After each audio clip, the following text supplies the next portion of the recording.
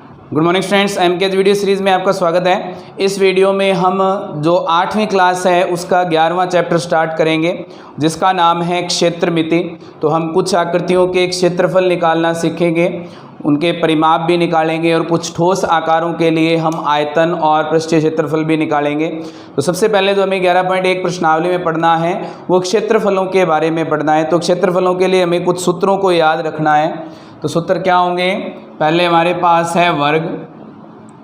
वर्ग के लिए परिमाप का सूत्र होता है हमारे पास परिमाप 4 गुणा में भुजा, और इसका क्षेत्रफल होता है भुजा गुणा में भुजा, या हम कह सकते हैं भुजा की स्क्वायर। उसके बाद में हमारे पास है आयत। आयत के क्षेत्रफल के लिए और परिमाप के लिए सूत्र होता है, परिमाप हमारे पास होता है इसका 2 गुणा लंबाई प्लस चौड़ाई, और इसके लिए क्षेत्रफल का सूत्र होता है क्षेत्रफल बराबर क्या होगा? लंबाई गुणा में चौड़ाई। उसके बाद हमारे पास होगा समांतर चतुर्भुज का क्षेत्रफल।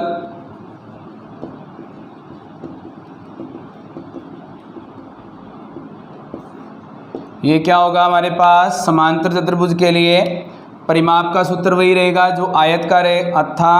क्षेत्रफल क्या आएगा? क्षेत्रफल हमारे पास आ जाएगा आधार गुणा में ऊंचाई।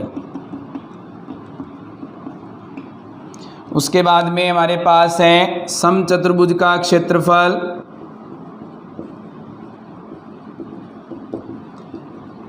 समचतुर्भुज का क्षेत्रफल क्या होता है? 1/2 गुणा में विकर्णों का गुणनफल।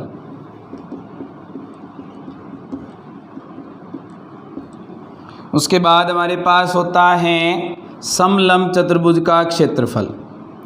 समलंब चतुर्भुज का क्षेत्रफल, इसका सूत्र क्या होता है? 1/2 गुणा में समांतर भुजाओं का योग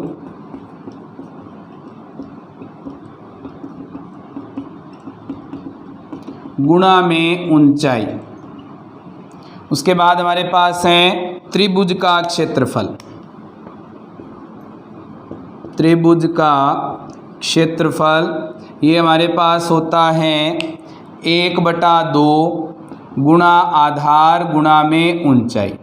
तो ये हमारे पास कुछ सूत्र हैं जिनके आधार पर हमें 11.1 प्रश्नावली हल करनी है। इसके अलावा हमारे पास एक और है वृत्त का क्षेत्रफल। वृत्त के लिए परिमाप या परिधि का सूत्र होता है 2πr, और क्षेत्रफल का सूत्र होता है हमारे पास ये होगा क्षेत्रफल बराबर πr²। तो ये हमारे पास कुछ सूत्र हैं जिनके आधार पर हमें पूरी प्रश्नावली को हल करना है। जो 11.1 है उसे हल करना है। तो 11.1 का पहला प्रश्न हम लेकर के चलेंगे।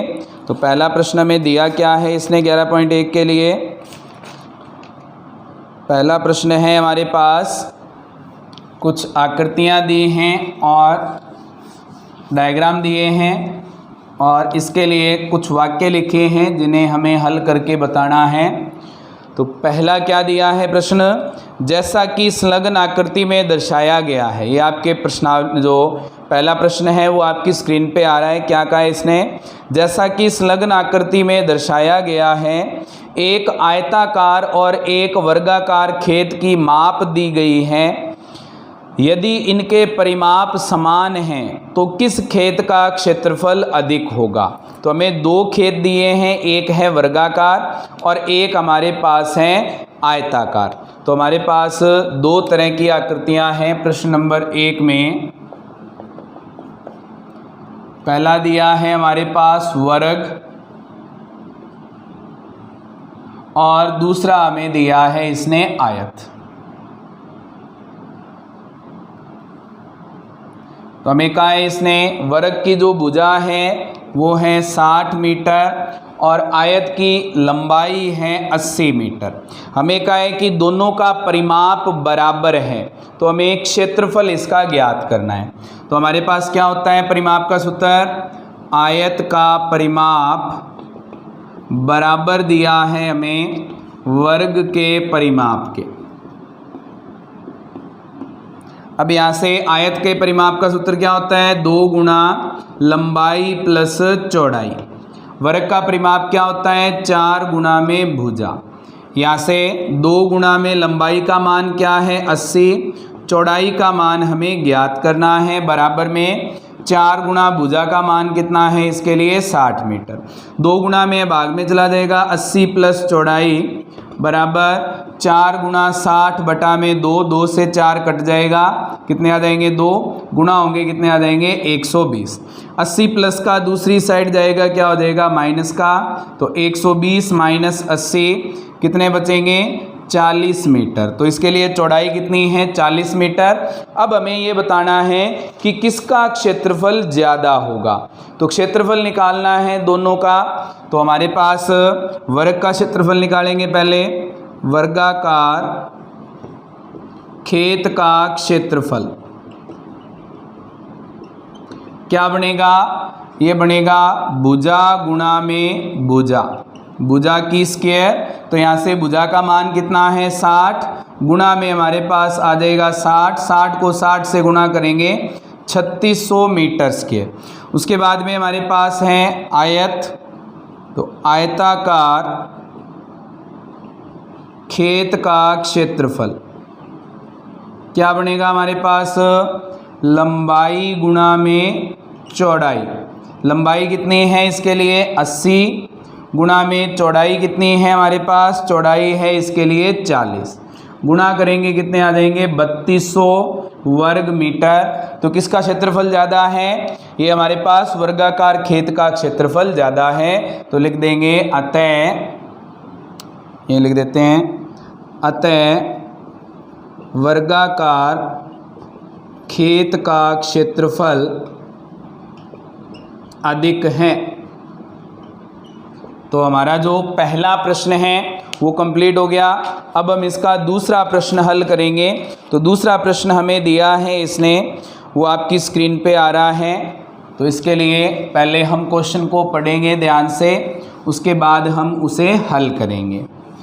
तो हमारे पास दूसरा प्रश्न दिया है इसने, श्रीमती कौशिक के पास चित्र में दर्शाई गई मापों वाला एक वर्गाकार प्लॉट है। वह प्लॉट के बीच में एक घर बनाना चाहता है।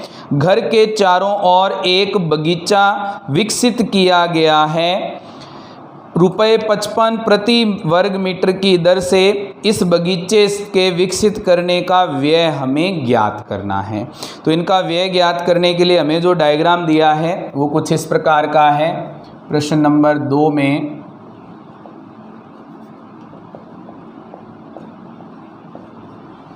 हमारे पास है इस प्रकार की आकृति, इसके बीच में बनाया है इसने घर। अब इसके लिए माप दिए हैं इसने 20 मीटर 15 मीटर। इसके लिए हमारे पास लंबाई है घर के लिए 20 मीटर और इसकी चौड़ाई है 15 मीटर।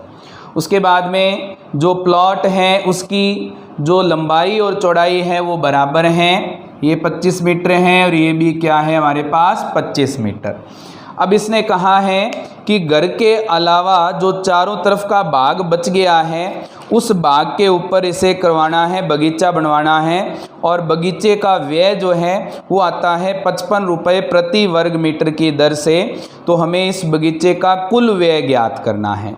तो बगीचे का कुल व्यय ज्ञात करने के लिए हमें वो क्षेत्रफल ज्ञात करना पड़ेगा कि कितने क्षेत्रफल में हमें ये बगीचा लगवाना है। तो ये बीच वाला भाग ज्ञात करने के लिए हमें क्या करना पड़ेगा, कुल क्षेत्रफल में से ये जो घर का क्षेत्रफल है वो माइनस करना पड़ेगा। तो हम इसके लिए माइनस करेंगे।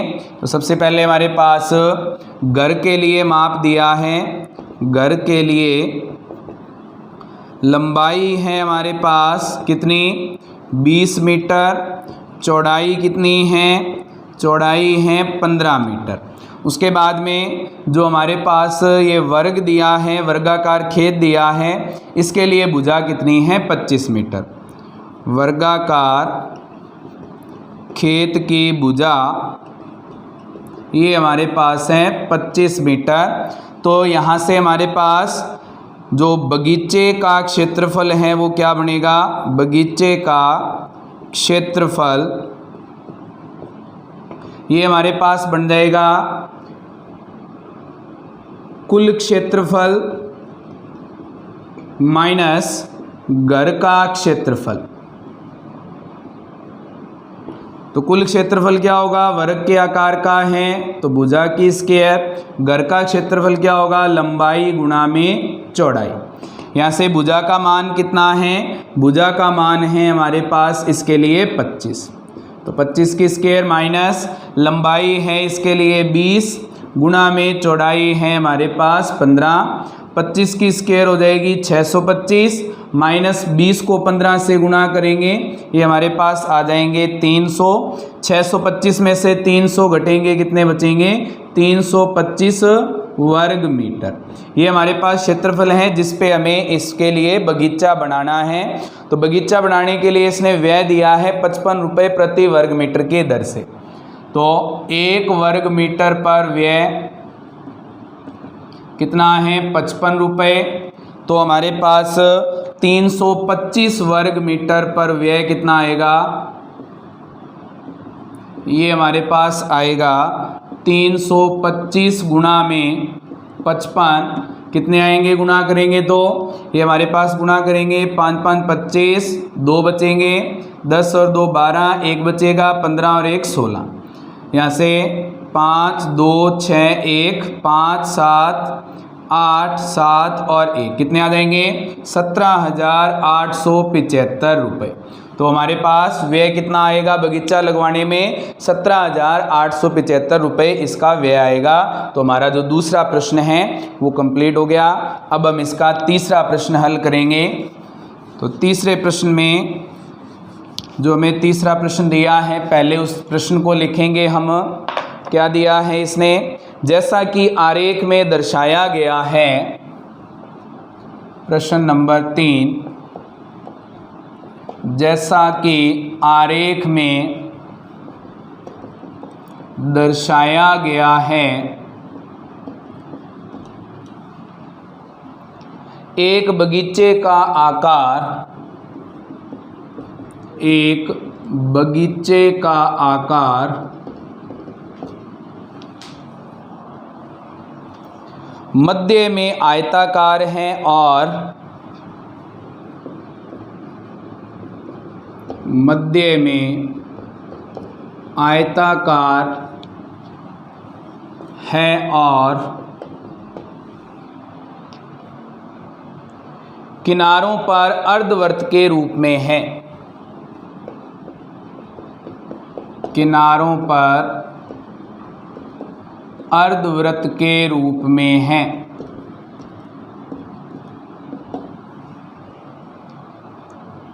इस बगीचे का परिमाप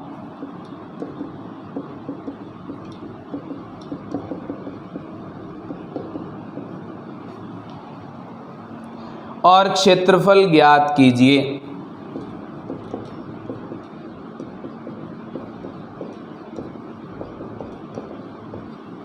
तो हमें बगीचे का परिमाप ज्ञात करना है और इसका क्षेत्रफल ज्ञात करना है। तो बगीचा हमें कुछ इस प्रकार का दिया है,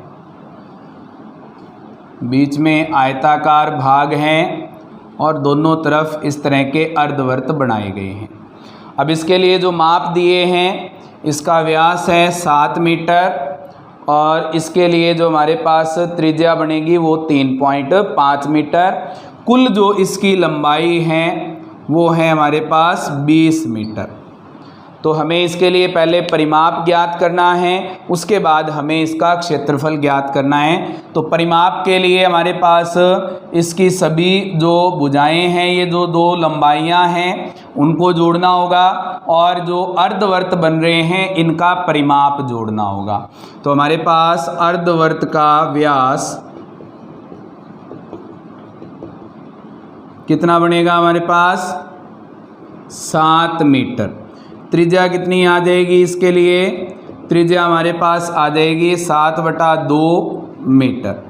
उसके बाद इसने कहा है हमारे पास कि हमारे पास आयत है, आयत की लंबाई कितनी बनेगी, टोटल 20 मीटर है। तो 20 मीटर में से ये दोनों तरफ की त्रिज्याएं हम घटा देंगे, तो 2 गुणा में 7/2, 2 से 2 कट जाएगा, 20 - 7 कितने आ जाएंगे, 13 मीटर। लंबाई कितनी आ गई, 13 मीटर। चौड़ाई कितनी होगी हमारे पास, चौड़ाई हमारे पास आ जाएगी इसके लिए 7 मीटर। अब हमारे पास दोनों हिस्सों के लिए माप आ गए हैं, हमें इसका परिमाप ज्ञात करना है। तो परिमाप ज्ञात करने के लिए आयत की लंबाई 2 बार आ रही है, तो 2 गुणा आयत की लंबाई प्लस में दोनों तरफ अर्धवृत्त हैं, तो अर्धवृत्त का परिमाप 2 गुणा अर्धवृत्त का परिमाप क्या बनेगा, यहाँ से 2 गुणा में आयत की लंबाई क्या है, आयत की लंबाई है 13, 2 गुणा में अर्धवृत्त का परिमाप क्या है, पूरे वृत्त का परिमाप होता है 2πr, आधे वृत्त का कितना हो जाएगा 2πr/2। यहाँ से 2 से 2 कट जाएगा, क्या बच गया हमारे पास 26, प्लस में 2 गुणा पाई का मान 22/7 गुणा में r का मान कितना है 7/2, 2 से 2 कट जाएगा, 7 से 7 कट जाएगा, 26 + 22 कितना आएगा हमारे पास 48 मीटर। तो इसका परिमाप कितना आ गया 48 मीटर।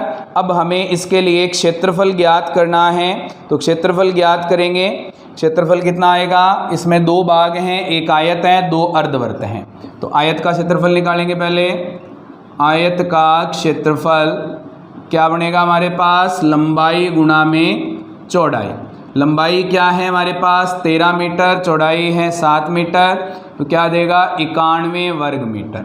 फिर हमारे पास अर्धवृत्ताकार हिस्से हैं, तो अर्धवृत्ताकार भागों का क्षेत्रफल क्या बनेगा, यहाँ से ये बन जाएगा हमारे पास 2 गुणा पूरे वृत्त का क्षेत्रफल क्या होता है πr² बटा में क्या आ जाएगा हमारे पास 2, 2 से 2 कट जाएगा, पाई का मान 22/7, r का मान हमारे पास है 7/2 गुणा में हमारे पास आ जाएगा 7/2, 7 से 7 कट जाएगा, 2 से 22 कटेंगे 11, 11 को 7 से गुणा करेंगे 77/2 कितना आएगा 38.5 वर्ग मीटर।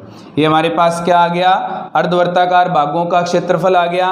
अब हमें इसका कुल क्षेत्रफल ज्ञात करना था, तो बगीचे का कुल क्षेत्रफल कितना बनेगा हमारे पास 91 + 38.5 जोड़ेंगे 0.5, 9 और 12, 129.5 वर्ग मीटर। ये इसका हमारे पास आंसर है। तो हमारा जो तीसरा प्रश्न है वो कंप्लीट हो गया। अब हम इसका चौथा प्रश्न हल करेंगे। तो हम इसका चौथा प्रश्न हल करेंगे। चौथा प्रश्न हमें दिया है इसने, जो आपकी स्क्रीन पे आ रहा है।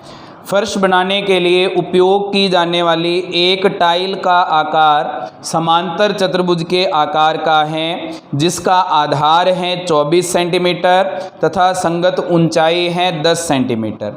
1080 वर्ग मीटर क्षेत्रफल के एक फर्श को ढकने के लिए ऐसी कितनी टाइलों की आवश्यकता होगी। तो हमें टाइलों की संख्या ज्ञात करनी है। फर्श के कोनों को भरने के लिए आप टाइल को किसी भी रूप में तोड़ सकते हैं।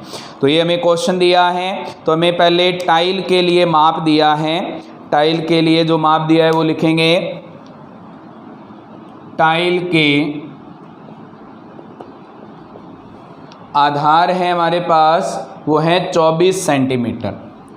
टाइल का आधार ये है 24 सेंटीमीटर और जो टाइल की ऊंचाई है ये हमारे पास है कितनी, ये है हमारे पास 10 सेंटीमीटर।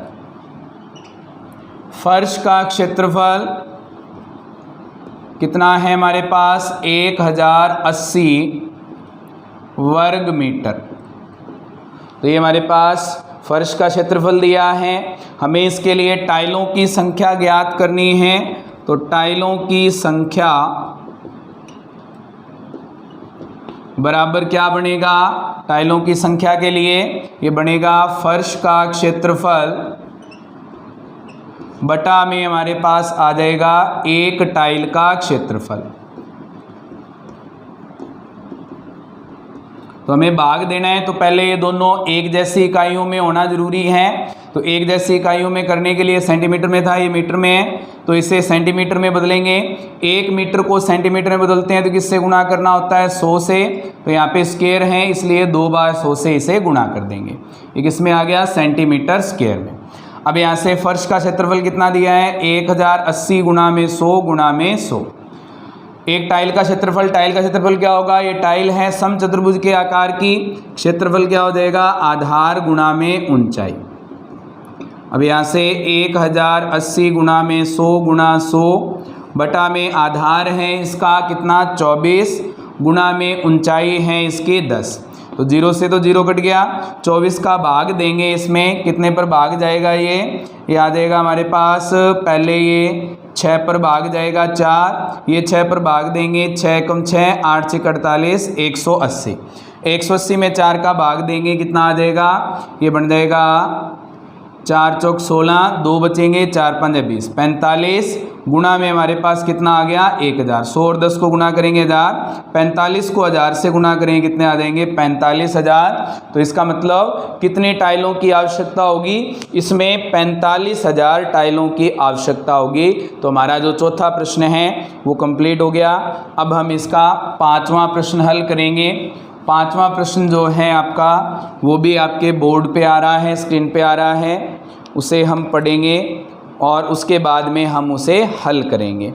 तो हमारे पास जो पहला मान दिया है, प्रश्न नंबर 5 जो दिया है, एक चिंटी किसी फर्श पर बिखरे हुए विभिन्न आकारों के भोज्य पदार्थों के टुकड़ों के चारों ओर घूम रही है। भोज्य पदार्थ के किस टुकड़े के लिए चिंटी को लंबा चक्कर लगाना पड़ेगा। तो हमें ये बताना है चिंटी को किस टुकड़े के लिए ज़्यादा लंबा चक्कर लगाना पड़ेगा अगर इस भोजन के चारों ओर घूमे तो हमारे पास ए पार्ट जो दिया है वो है हमारे पास एक अर्धवृत्त। ए पार्ट में हमारे पास है एक अर्धवृत्त और इस अर्धवृत्त के लिए व्यास दिया है इसने 28 सेंटीमीटर का।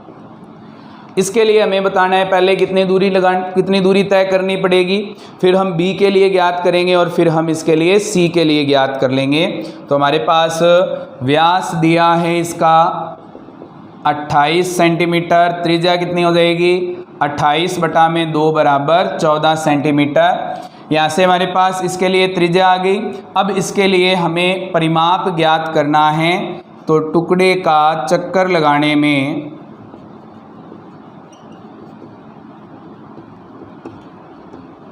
चिंटी द्वारा तय की गई दूरी कितनी हो जाएगी, तय की गई दूरी पहले तो अर्धवृत्त की परिधि आ जाएगी 2 पाई r बटा में 2 प्लस में इसका व्यास आ जाएगा।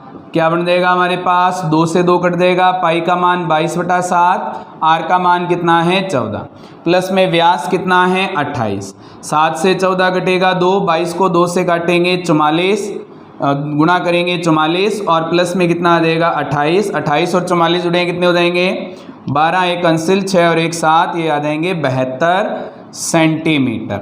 उसके बाद में जो दूसरा टुकड़ा हमें दिया है, दूसरा टुकड़ा कुछ इस प्रकार का है। बी पार्ट में जो हमें दिया है कुछ इस प्रकार की आकृति है हमारे पास। अब इसके लिए जो व्यास दिया है वो 28 सेंटीमीटर है और ये जो भुजा है वो दी हुई है 1.5 सेंटीमीटर। इसका व्यास है हमारे पास 28 सेंटीमीटर। अब इसके लिए परिमाप निकालेंगे तो परिमाप में ये सारी भुजाएं जुड़ जाएंगी और इस अर्धवृत्त का जो परिमाप है वो भी जुड़ जाएगा। ये 1.5 है तो ये भी कितना हो जाएगा 1.5 सेंटीमीटर। तो टुकड़े का चक्कर पूरा करने में तय की गई दूरी क्या बनेगी? इसमें 1.5, 28 और 1.5 भुजाएं जुड़ जाएंगी। 1.5 प्लस 28 प्लस 1.5 और प्लस में हमारे पास कितना है इस अर्धवृत्त का परिमाप। तो अर्धवृत्त का परिमाप क्या होगा 2 पाई r बटा में 2 से 2 कट जाएगा। 1.5 प्लस 1.5 कितने हो जाएंगे 3 और 28 कितने हो जाएंगे हमारे पास यहाँ से 31 प्लस में पाई का मान होता है 22/7 गुणा में r का मान कितना है हमारे पास, कितना निकाला था r का मान हमने 14 सेंटीमीटर। तो यहाँ पे आ जाएगा 14, 7 से 14 कटेगा 2, 31 प्लस 22 को 2 से करेंगे 44 और 31 कितने हो जाएंगे 75 सेंटीमीटर। उसके बाद में हमारे पास है तीसरा टुकड़ा।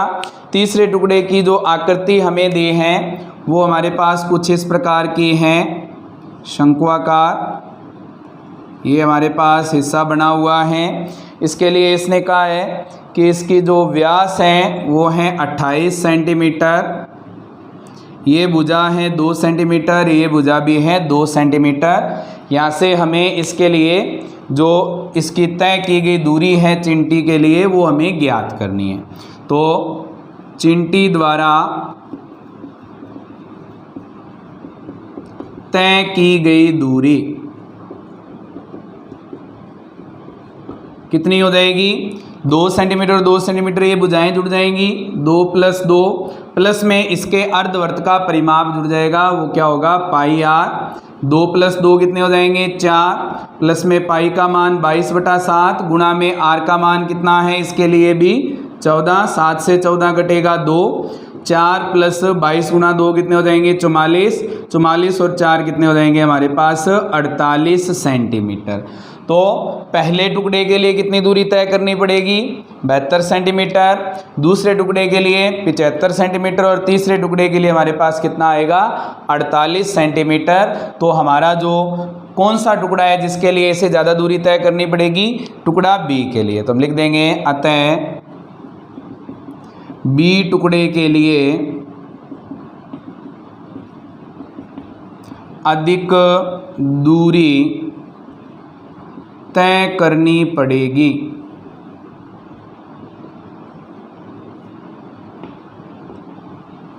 तो ये हमारा जो सी पार्ट है वो भी कंप्लीट हो गया। इसके साथ ही हमारी जो 11.1 प्रश्नावली है वो कंप्लीट हो गई है। अब हम इसकी 11.2 प्रश्नावली स्टार्ट करेंगे। तो हम इसकी 11.2 प्रश्नावली स्टार्ट करेंगे। 11.2 प्रश्नावली में पहला प्रश्न हमें दिया है, इसने क्या दिया है, एक मेज के ऊपरी पृष्ठ, प्रश्न नंबर 1,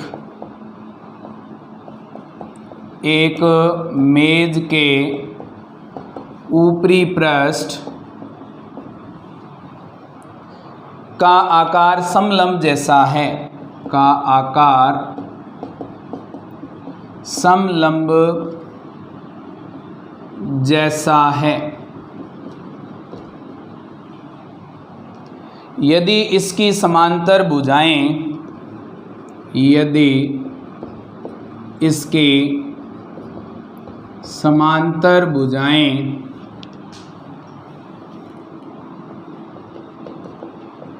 1 मीटर और 1.2 मीटर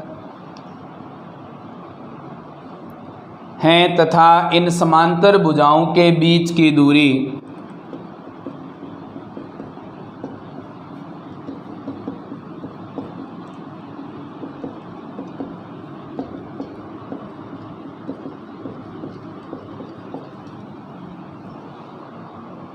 .8 मीटर है, तो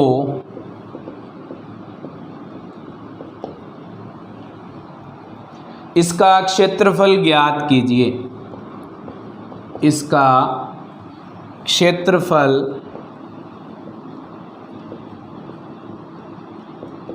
ज्ञात कीजिए। तो हमें इसका क्षेत्रफल ज्ञात करना है। समलंब के आकार का हमें पृष्ठ दिया है, कुछ इस तरह की आकृति है हमारे पास। इसमें दिया है कि एक भुजा है 1 मीटर, एक भुजा है 1.2 मीटर और इनके बीच की दूरी है 0.8 मीटर। तो पृष्ठ का क्षेत्रफल कितना आ जाएगा? सतह का क्षेत्रफल कितना बनेगा? 1/2 गुणा में समांतर भुजाओं का योग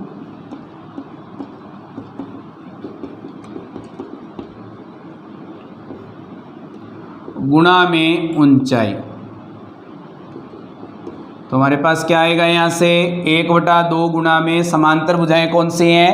1 मीटर और 1.2 मीटर। 1 + 1.2 गुणा में इसकी ऊंचाई क्या है? 0.8। यहाँ से इसे हल करेंगे, 2 से 0.8 कटेगा, कितने आ जाएंगे? 0.4।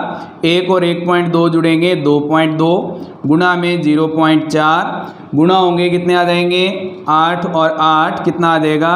0.88 वर्ग मीटर। तो ये इसका हमारे पास क्षेत्रफल आ गया है। अब हम इसका दूसरा प्रश्न हल करेंगे।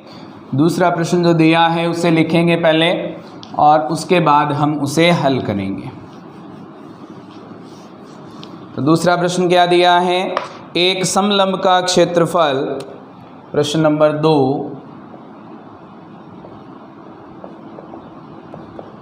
एक समलंब का क्षेत्रफल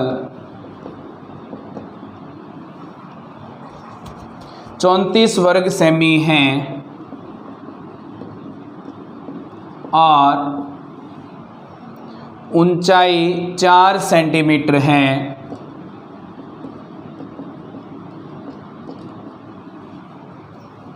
यदि समांतर भुजाओं में से एक की समांतर भुजाओं में से एक की 10 सेंटीमीटर लंबाई है, एक की 10 सेंटीमीटर लंबाई है, दूसरी समांतर भुजा की लंबाई ज्ञात कीजिए। दूसरी समांतर भुजा की लंबाई ज्ञात कीजिए। तो हमारे पास समांतर समलंब चतुर्भुज दिया है। समलंब चतुर्भुज का जो क्षेत्रफल है वो दिया है हमें। समलंब चतुर्भुज का क्षेत्रफल ये हमें दिया है 34 वर्ग सेंटीमीटर। हमारे पास इसकी ऊंचाई दी है इसने 4 सेंटीमीटर और एक भुजा हमें दी है, ए मान लेते हैं, वो है 10 सेंटीमीटर। बी भुजा, दूसरी भुजा हमें ज्ञात करनी है। इसके लिए समलंब चतुर्भुज का क्षेत्रफल क्या होता है? समलंब चतुर्भुज का क्षेत्रफल होता है 1/2 गुणा समांतर भुजाओं का योग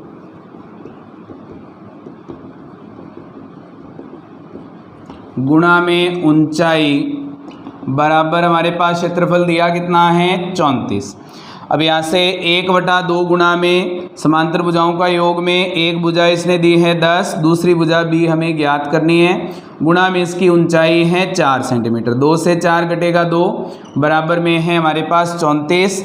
2 गुणा में है, उधर जा कर के क्या हो जाएगा? भाग में। 34 में 2 का भाग देंगे, कितना आ जाएगा हमारे पास? 17। 10 प्लस का दूसरी साइड जाएगा माइनस का, 17 में से 10 घटेंगे तो दूसरी भुजा कितनी आ जाएगी हमारे पास? 7 सेंटीमीटर। तो हमारा जो दूसरा प्रश्न है वो कंप्लीट हो गया। अब हम इसका तीसरा प्रश्न हल करेंगे। तो तीसरा प्रश्न जो हमें दिया है पहले हम उसे लिखेंगे, उसके बाद हम उसे हल करेंगे। तो हमारे पास तीसरा प्रश्न है इसका, एक समलंब आकार के, प्रश्न नंबर 3, एक समलंब आकार के खेत ABCD की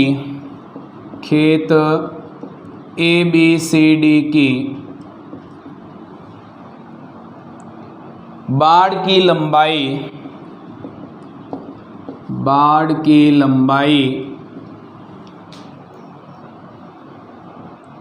120 मीटर है, यदि BC बराबर 48 मीटर, यदि BC बराबर 48 मीटर, CD बराबर 17 मीटर और AD बराबर 40 मीटर हैं, और AD बराबर 40 मीटर हैं, तो इस खेत का क्षेत्रफल ज्ञात कीजिए। तो इस खेत का क्षेत्रफल ज्ञात कीजिए।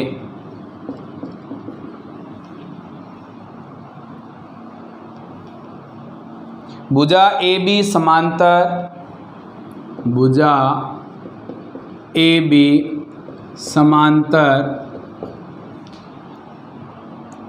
भुजाओं AD तथा BC पर लंब है। समांतर भुजाओं AD तथा BC पर लंब है, AD तथा BC पर लंब है। तो हमें इसने कहा है कि हमारे पास एक समांतर चतुर्भुज है, समलंब चतुर्भुज है, जिसमें हमारे पास जो भुजाएं दी हैं उनके नाम हैं A, B, C और D। इसमें भुजा हमें दी है, इसने BC भुजा है 48 मीटर, BC भुजा है 48 मीटर। उसके बाद में हमारे पास है CD भुजा है 17 मीटर, CD भुजा हमारे पास बनेगी 17 मीटर, ये 17 मीटर हैं। और उसके बाद में AD भुजा है हमारे पास 40 मीटर, AD भुजा है 40 मीटर। ये कोण 90 डिग्री का है क्योंकि AD और BC पर लंबवत हैं। अब यहाँ से हमें इसका परिमाप दिया हुआ है 120 मीटर, हमें इसका क्षेत्रफल ज्ञात करना है। तो क्षेत्रफल ज्ञात करने के लिए हमें समांतर भुजाएं चाहिए, वो दी हुई हैं। इसके लिए ऊंचाई हमें ज्ञात करनी पड़ेगी, उसके बाद हम इसका क्षेत्रफल ज्ञात कर लेंगे। तो हमें पता है समलंब का परिमाप कितना है, समलंब का परिमाप बराबर कितना है, ये है 120 मीटर। इसमें 4 भुजाएं हैं AB, BC, CD और AD, इन सब का जोड़ कितना होगा 120।